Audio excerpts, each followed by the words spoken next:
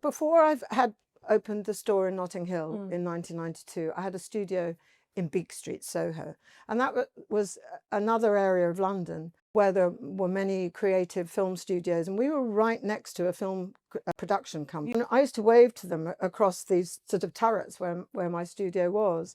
And, you know, there was a fashion costume director for weddings, a funeral was in there. And she'd come up and she'd say, what are you doing? And we'd have these kind of party sales up there.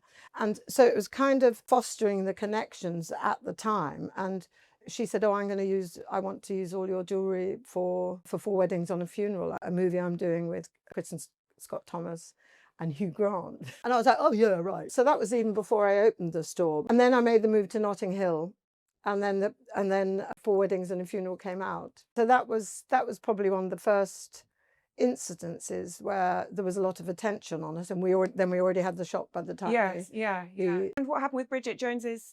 Well, once we were in Notting Hill, Helen Fielding was a young journalist in the area, and she was kind of writing this diary about single woman diary, and it's like living that life.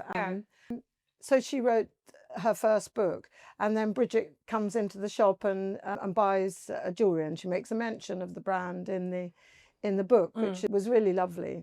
And that kind of and then the Notting Hill movie, all those, the Bridget Jones, Notting Hill, and 4 Weddings and a Funeral was very much sort of satelliting around my brand in that store, and it really helped to bring people in and say, oh, this is a Notting Hill brand, and it's creative, and we're in the right place.